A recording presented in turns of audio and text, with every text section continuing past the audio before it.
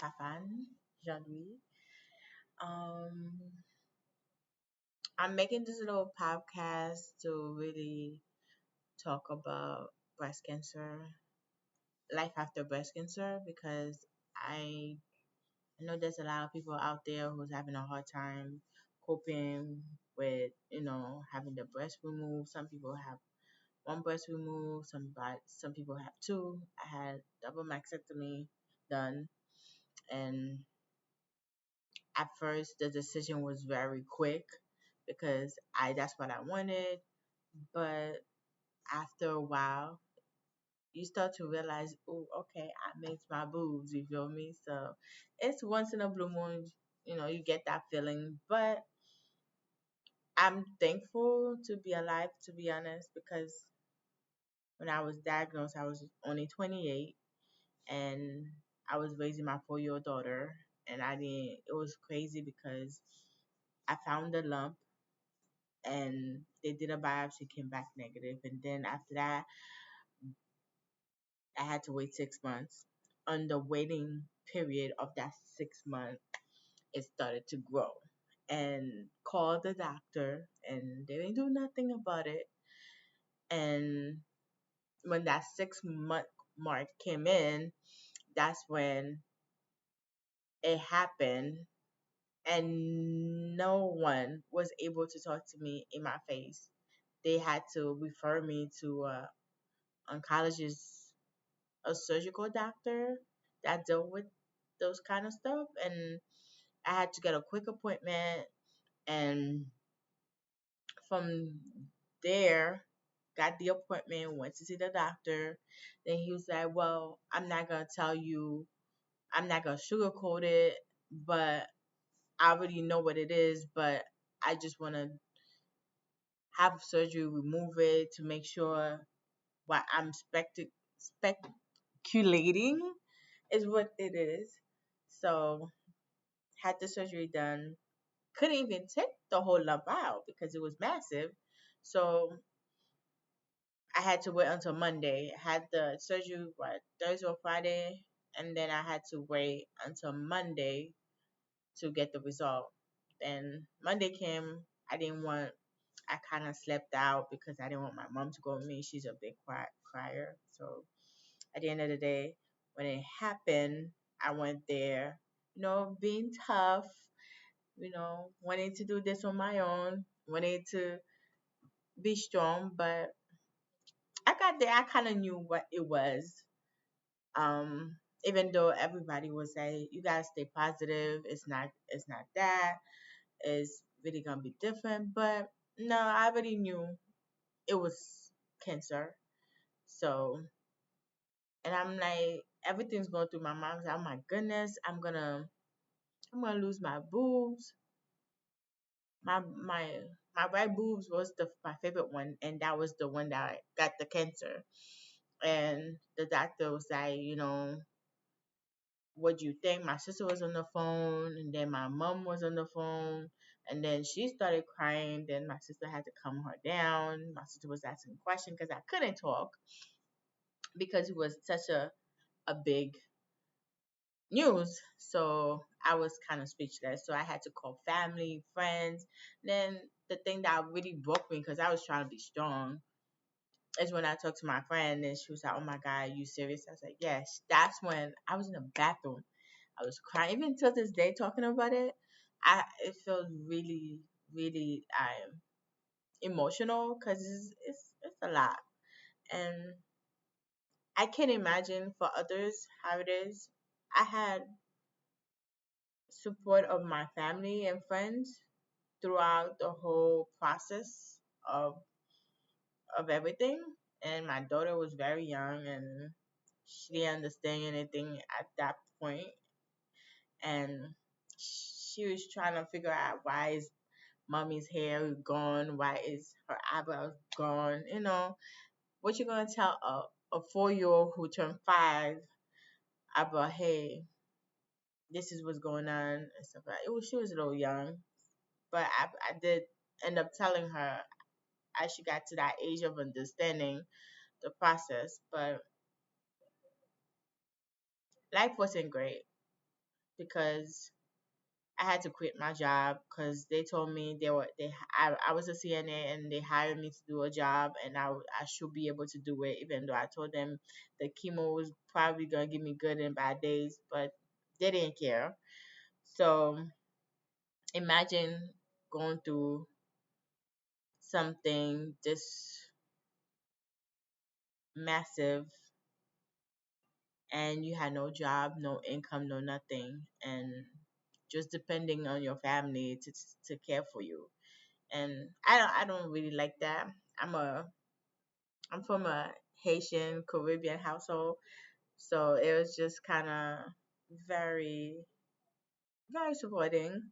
But at the end of the day, I'm here because of them and because of God as well. And I don't know how everyone else out there processes, but pretty much going forward, I had to put the coping of getting the answer of having breast cancer in the back of my mind because the healing process was important to me because I wanted to be there to raise my daughter because I had a fear of dying and not being there to see her grow up to be the wonderful 12-year-old that she is today. And I said to myself, nope, I'm going to fight this. I'm going to go through it. I had stage 3 breast cancer. And yes, I went through chemo. And then after that, I went through surgery, get the boob removed. And that was the saddest moment when I was going through surgery. I was feeling scared. I thought, shoot, if I don't die now through everything, I might die on the table having my boob removed. But I made it. I'm here. Then I had to do radiation. I don't know. There's a lot of people who goes through breast cancer who don't need radiation, but I went through radiation and I did another round of chemo for a whole year and a half. And I was so eager to start working, even though the doctor said, "Hey, you're not ready." And one thing I'm gonna say is I lost all sensation on my right side, so my mom had to be the one to feed me, bathe me, clothe me, and I had to do physical therapy for a good 2 months to regain my the movement of my arms and stuff because I couldn't really do anything with it. So, but all those things I went through, I did not take the time to cope or really deal with the whole idea of cancer, the breast cancer, or losing my boobs or anything else. So I figured, hey, after I'm done with this, I'll have the time to like really cope with the idea of healing myself, but that's when I was wrong. After going through all this, the healing process was the worst because I didn't know. I'm sorry, I didn't know where to start or how to start because it was just very hard, and I didn't know how to cope with the idea of anything. It happened so fast, and I was so having trouble with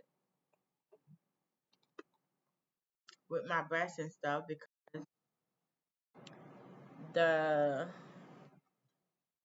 the surgeon that did my surgery ended up messing the implants up, and ended up having a reaction on it, and I had to like stay with it for 2 years because nobody wanted to take the case. And finally, after 2 years later, I finally went back to my primary care doctor, and she referred me to a doctor in Lancaster, and then he referred me to somebody in Hershey, and then he decided to say yes, he can fix it. So I went through another surgery, which they removed from my skin, and we removed the implant, and we did we do my breast all over again. And It's not what I wanted, but that's what it is, and I'm very satisfied.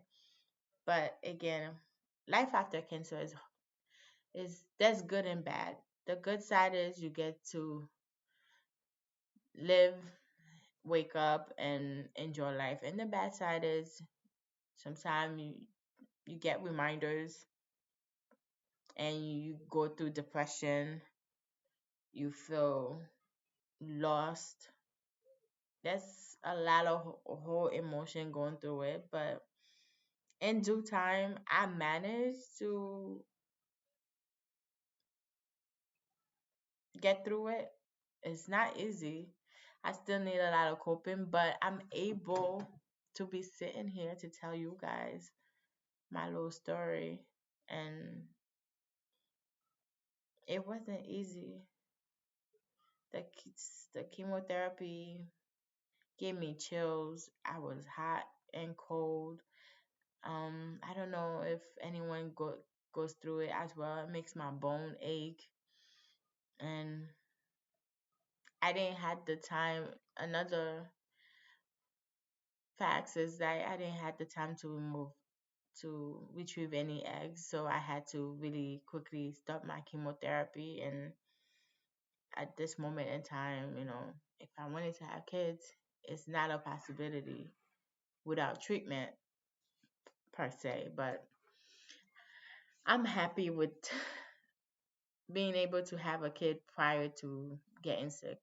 But no, I don't know what the future holds, but I would like to hear other people's story, to see what life is like for them prior and after. And so far, the scary moment is always the checkup every year. I'm rem- um, sh- 9 year in remission, so I hope everyone else is longer than me or start in remission or in midway of remission. So, you know, I would like to know what everyone else experiences, and we could share some tips of the good and the bad or things to do and what to do. So hit me up. Bye.